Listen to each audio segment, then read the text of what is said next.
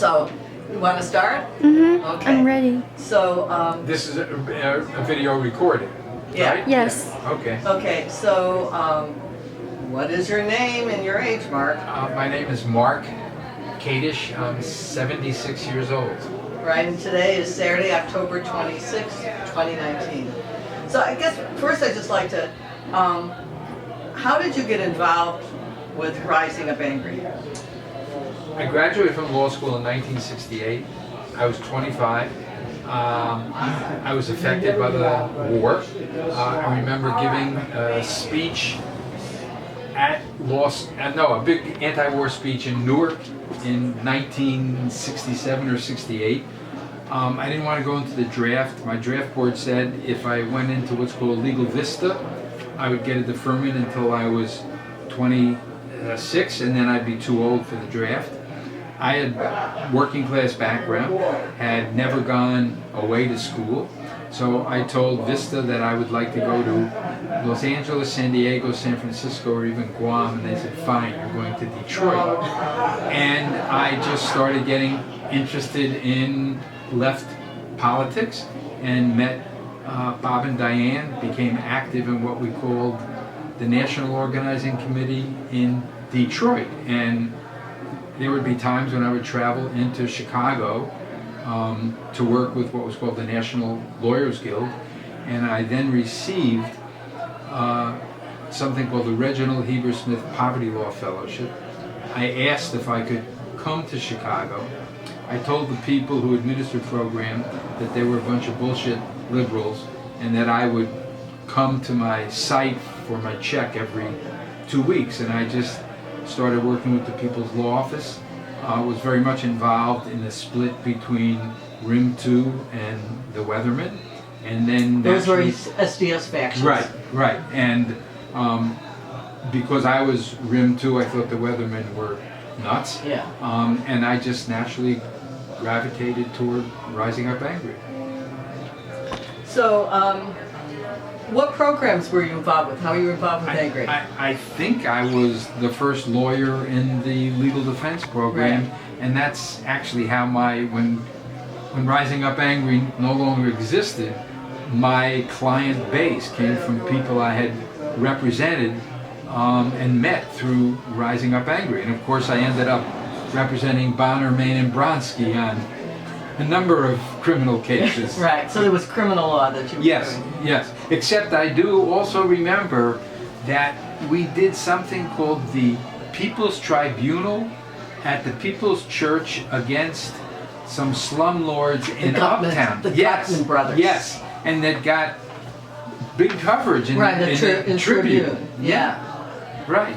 Right. So, looking back, what do you see as the most sort of important, memorable experience, thing that sticks with you?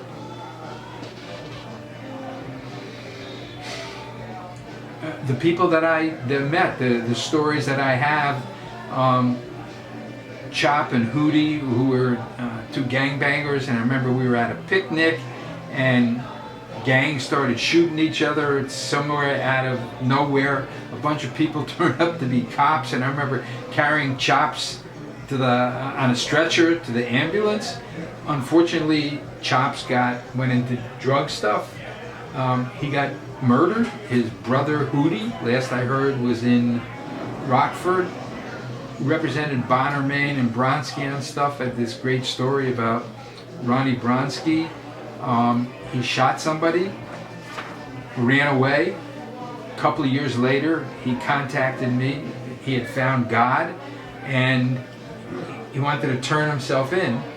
By then, I knew who the cops on the case were, and I also knew this Tribune reporter, and I convinced the Tribune reporter to do a story on Ronnie. And the cops cooperated, and the cops went in front of the judge and said he deserved probation.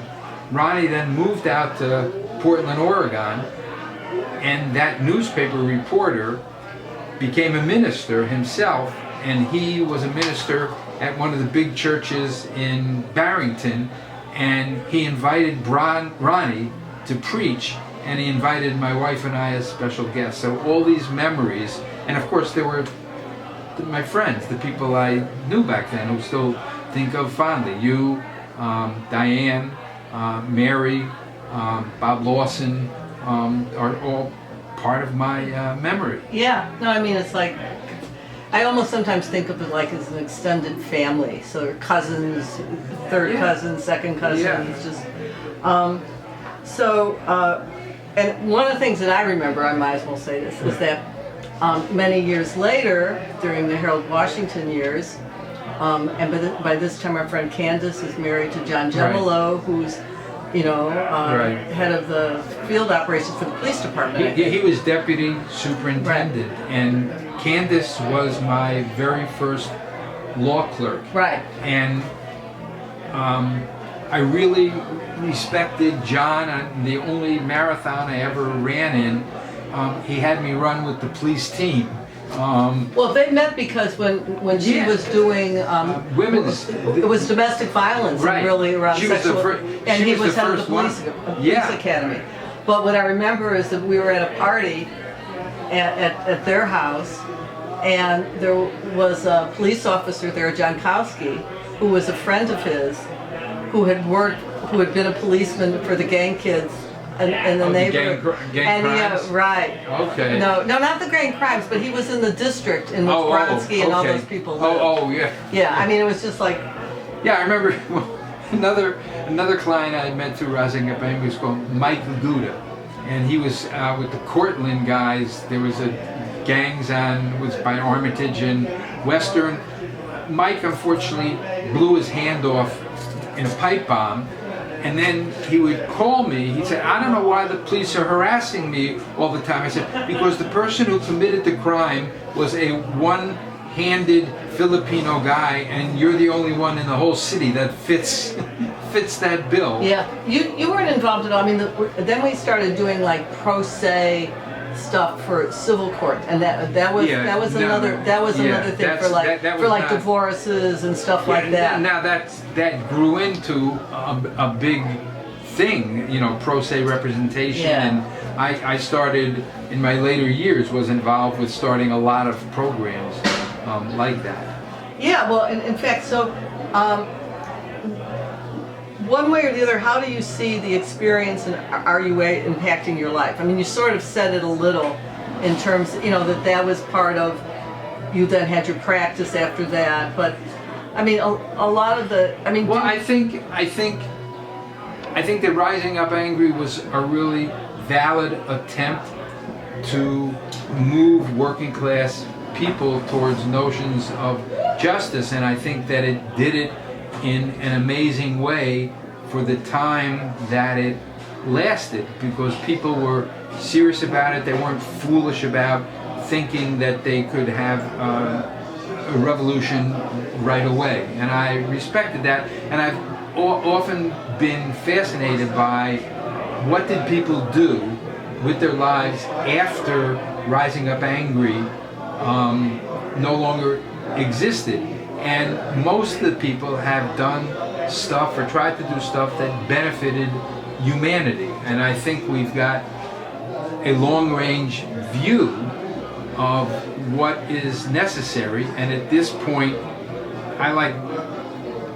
all I want to do is make sure that Trump does not continue as president. Right. That's all I care about right Mark, now. A lot of the things you did in terms of, in the latter part of your career, in terms of the law firms and teaching and stuff like that, wasn't it all around?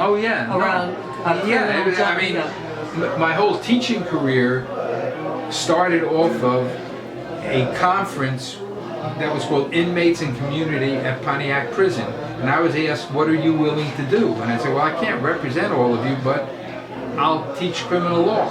So I would go down to Pontiac Prison every Saturday and teach. With you. Really? I came with you and taught in a class. I don't know. I mean, half the time I would get there and the guards would say, oh, we had a riot last night. Sorry, you can't come in. So it would be like really frustrating. But from there, I then taught as an adjunct at Columbia College. From there, I went to Kent Law School, stayed there for 20 years. Then the large law firm asked me to start a formal pro bono program and to do training of young lawyers. I then taught in Cambodia once a year. I did a rule of law trip in Vietnam. I taught a course on international human rights to judges and bar leaders in Bangkok. And I taught as an adjunct at Northwestern Law School. And I stopped doing that when I got tired of my own stories. So, but yes, it's as far as I'm concerned, a linear path.